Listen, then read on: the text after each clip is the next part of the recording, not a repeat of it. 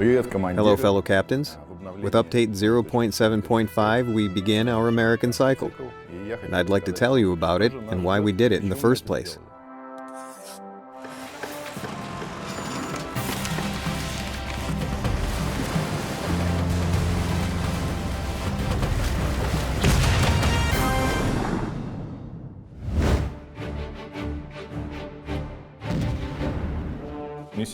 It's no secret that the U.S. branch was one of the first to appear in our game. Our players and the team believed that many ships didn't correspond to their tiers.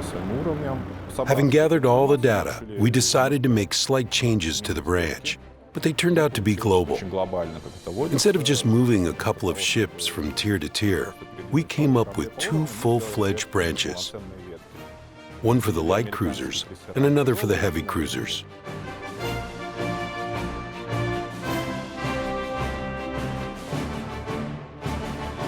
What does this mean for players? It means that instead of one cruiser undergoing changes, you'll get two. I think this is quite a good present. The good old Pensacola sacrifices a small portion of her concealment, hit points, and turret's rotation speed. At the same time, the power and weight of her broadside remains the same. So your 203mm guns are still there. Use them wisely and fire from behind cover. New Orleans follows Pensacola. Its main loss is the removal of surveillance radar. Be more careful in smoke. Use your allies. Rely on them. And maybe increase the engagement distance a little. Tier 8 in Baltimore.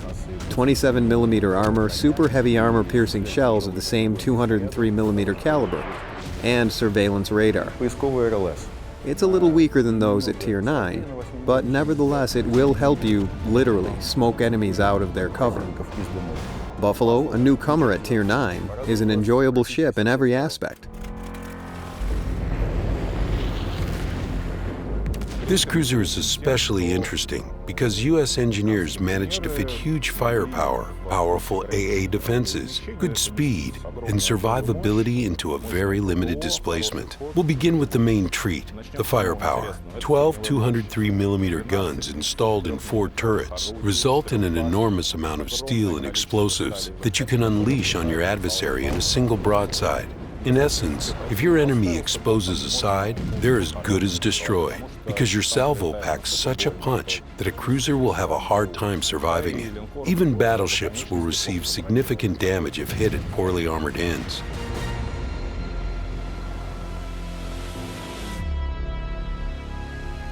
AA Defense, it's powerful. It has 127mm dual-purpose guns and a huge number of Bofors mounts. An entire regiment of Bofors guns is located on the deck. An enormous number of 20mm autocannons, U.S. favorites. When all this arsenal fires, aircraft are done for, so the armament of this cruiser is more than adequate. Its survivability isn't bad either. The cruiser was historically armored to withstand the hits of 300mm shells. If you keep the bow forward, it will be quite enduring. If you're careful not to expose your sides, this cruiser is quite capable of surviving a couple of battleship salvos.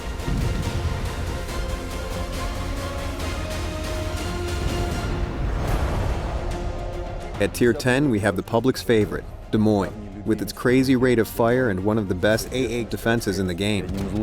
It's the true embodiment of a heavy cruiser, a universal soldier.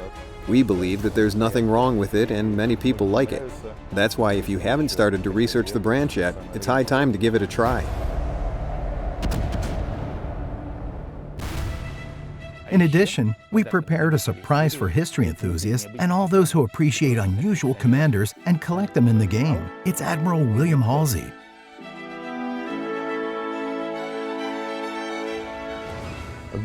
Admiral Halsey was an outstanding and charismatic personality, and we tried to reflect this when creating his portrait for the game.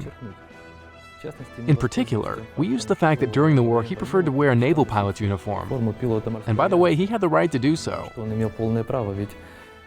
Because before becoming an aircraft carrier enthusiast, as our players would call him, he completed the full course of a naval pilot, and he was 52 years old at the time. Now, Isoroku Yamamoto won't feel so alone. Just like Yamamoto, Admiral Halsey has unique talents, unique skills, and personalization features.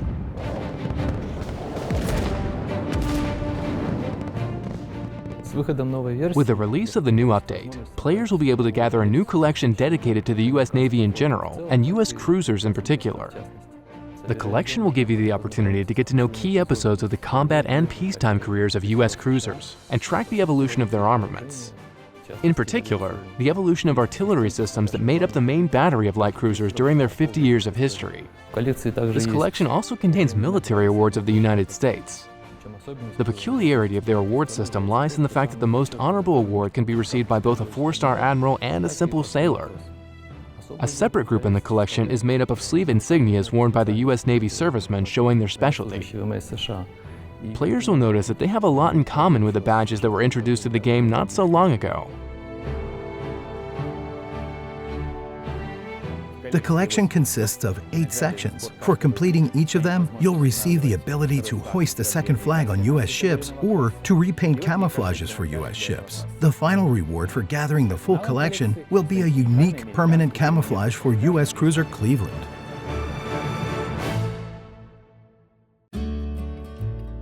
Hello, my name is Sergey, and I'm from the 3D department. I mostly make skins for our ships. We were tasked with creating skins for US cruisers and for Cleveland in particular. We decided to draw inspiration from the Art Deco style in the USA in the 1920s, 30s, and 40s. I was directly responsible for the design of the bow and the eagle on the central superstructure. At some point I understood that an eagle on the bow didn't fit the style we had chosen. And then I took a closer look at the Chrysler building and its eagles, which turned out to be an ideal solution. In my opinion, we did some quality work with this cruiser, and I hope that you'll enjoy it as well. And we'll continue our work to bring you more great skins for your ships.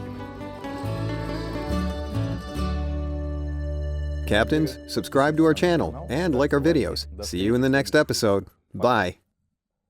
Oh, almost forgot about light cruisers. At Tier 6, 15 guns. You're burning down everyone, destroying them. 15 guns. But still awesome. At Tier 8, you can and for a time, Tier 9 is adequate, a good one. However, guys, this one is the best. There's nothing better than it.